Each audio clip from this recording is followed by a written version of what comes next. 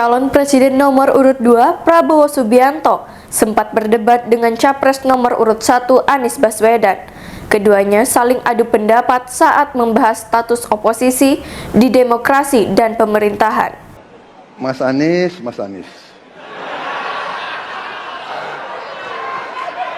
Saya berpendapat Mas Anies ini agak berlebihan. Dikutip dari Tribun News, adu pendapat itu terjadi dalam acara debat Capres 2024 di Gedung KPU pada Selasa 12 Desember 2023 malam. Di awal pernyataannya, Anies langsung mengatakan bahwa saat ini tingkat kepercayaan masyarakat pada partai politik tak hanya menurun, melainkan sudah tidak percaya pada proses demokrasi. Menurutnya, demokrasi itu minimal ada 3 faktor pendukung. Ketiga faktor itu adalah kebebasan bicara, adanya oposisi yang bebas mengkritik dan menjadi penyeimbang pemerintah, serta adanya proses pemilu yang netral, jujur, transparan, dan adil. Saat sesi tanya jawab antar capres, Prabowo menyebut jawaban Anies agak berlebihan, khususnya terkait kebijakan untuk melakukan pembenahan tata kelola partai politik. Diketahui, Anies menyebut minimnya oposisi dalam proses demokrasi di Indonesia termasuk partai politik. Prabowo lantas mengingatkan,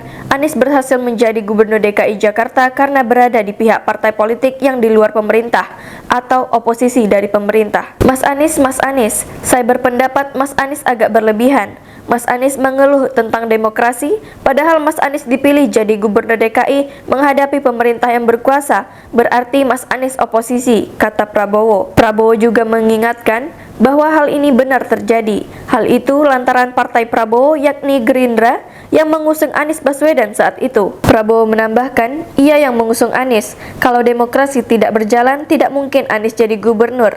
Kalau Jokowi diktator, Anies tidak akan jadi gubernur. Prabowo menegaskan waktu itu ia oposisi.